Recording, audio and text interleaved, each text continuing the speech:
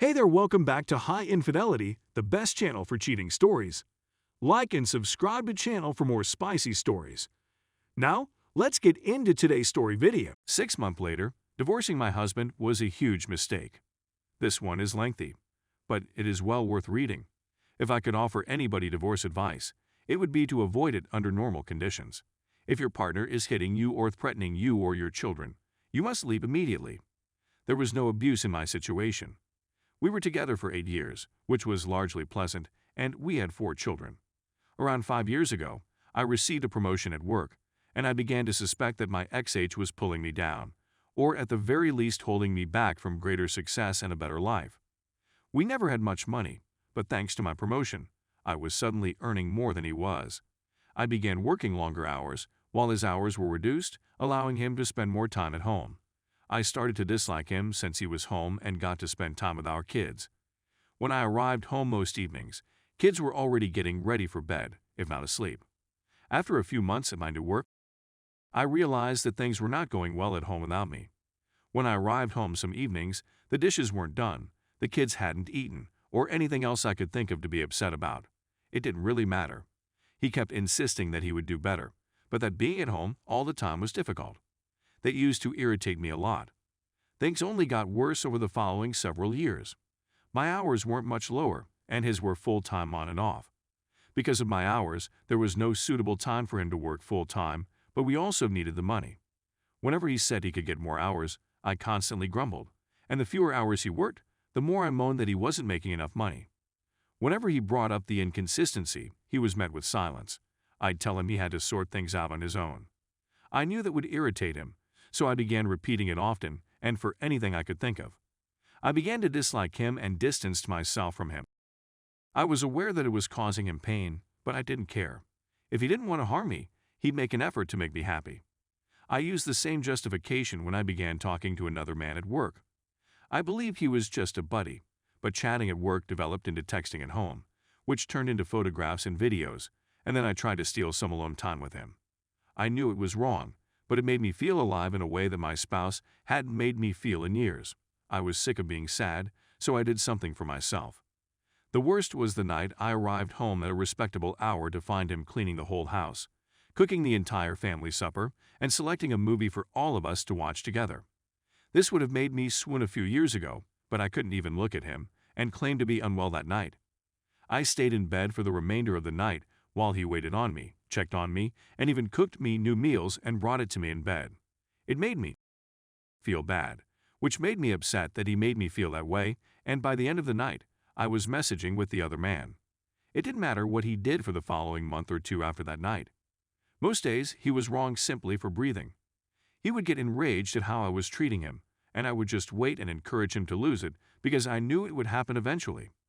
After most of our disagreements, he would apologize for whatever I told him he did wrong, if there was anything to apologize for, but I never did. Usually, I'd find a way to make him feel even worse. I knew I was right because he was incorrect, and that was all that mattered to me. When he found out about my connection with the man from work, I pretended I didn't care. It broke my heart to watch him fighting back tears, but I wasn't going to let him see that. When he was at his weakest, I decided to tell him I wanted a divorce. I could practically hear his heart pounding inside his chest. He argued and insisted that we could work through it together. I wasn't interested in repairing our marriage, but I largely stopped things with the other person because I knew I could get it back if I wanted to. I could see he was trying, and I would sometimes tell him so. But for the most part, I continued to be a jerk to him for any and all reasons I could think of. I'm not sure what more the God could have done to make me happy aside find a job that paid enough for me to not have to work at all. He stated he was searching, but seeking and finding are not the same thing. This group and a few others were introduced to me around this period. I began writing things about him from my point of view solely, and I received so much favorable reaction for how I felt that I knew I was correct. The more I posted, the more affirmation I received. It wasn't only me who realized XH wasn't worth maintaining. I have the whole internet telling me how bad he is. I began screaming horrible things to him and even ignoring him. I was so certain of my and everyone else's opinions that I hired a lawyer and filed for divorce within a few weeks. I continued to utilize this site and a few others to confirm my sentiments and get support to go forward with it, and it was eventually completed. It went fairly well. XH didn't ask for much, other than not to be divorced and to attempt to work things out. That didn't bother me at all. He was shattered, but I was free. I could do anything I wanted without feeling guilty or having to answer to anybody. It was an incredible sensation of liberation, but it didn't last long. I missed trash day 3 times in the first month after he moved out. There was seldom a clean dish, and the clothes remained in mounds for so long that I had to start sniffing it to determine whether it could be worn again. I've also never seen my children so unhappy. My oldest had seen some of the other guys' texts months before, and she understood that XH still wanted to try to work things out. She didn't take long to stop talking to me, except to mention she wanted to go to XH place. Everyone others said they wanted to live with XH as well. I tried my hardest to make them happy, but all I ended up doing was buying them toys all the time, and their enjoyment only lasted a few minutes. I was also experiencing a lot of difficulties at work. I couldn't work all the additional hours I was supposed to since I was alone. I eventually caved and began phoning XH to babysit the kids. He would always come over as soon as he could and ask if I needed anything. When I got home, I'd find clean dishes, clothes, and sometimes even meals. After I arrived home, he would never say too much. He'd just tell me to contact him if I needed anything and then depart. He took out the trash and delivered it to the curb one night since it was garbage time and I had forgotten once again. When it came time for him to go, he always looked melancholy. After a few months, my buddies persuaded me to go on a date. It was for dinner and a movie, and I was delighted and optimistic, but throughout dinner, I began to experience an overpowering sense of guilt. It became so awful that I didn't even go to the movies. A week and a million tears later, I was sitting on a therapist's couch. I informed her about everything that had transpired, beginning with the promotion I had received at work. She did not agree with me or any of the divorce advice I received. I ended myself in her office twice a week, sometimes 3 times a week, and the more I tried to support my point, the more I realized how wrong I was. It was really upsetting. I don't think I've ever sobbed so much in my life as I did in her office during the first month. After roughly $2,000 in therapy sessions, I discovered that my XH had flaws, but mine were much worse. I did so many horrible things and said so many horrible things that I wouldn't want to be with him, but he did. I recalled him urging me at the meeting with the lawyer to please not forward with it. I did, however, go through with it, and subsequently boasted on here about how fantastic it felt. I was completely incorrect, and now I realize why. I walked outside with him a few weeks ago as he was leaving the home.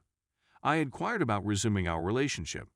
When he glanced at me, his eyes were filled with tears and a few streamed down his cheeks. He said he didn't know whether he could. He explained that the suffering had been too intense for too long, and that if we got back together, I may simply do it to him again. He said he always imagined I'd understand how much he loved me and stopped talking about it until I signed the divorce papers and gave out a great exaggerated sigh of relief. That upset him the most, he added, and he doesn't know if he can ever trust me again. I can't say I blame him. I annihilated a guy who, in retrospect, was a wonderful spouse. I deprived my children of having a wonderful father in the home with them, and I take his children away from him. And I, the one who pushed for the divorce anticipating happiness and a free life, spend all of my leisure time at home or on a therapist's couch. Please do not just follow the advice of anybody on this or any other website when it comes to seeking a divorce. If your marriage is failing, first examine yourself to determine if you can make adjustments. This is both men's and women's guidance. Divorce is not a pleasant experience. Divorce is not a pleasant experience, and watching your spouse devastated and your children unhappy as a result of your acts is the most agonizing sensation I can imagine. I wish you all the best and hope that you will give your marriages another opportunity.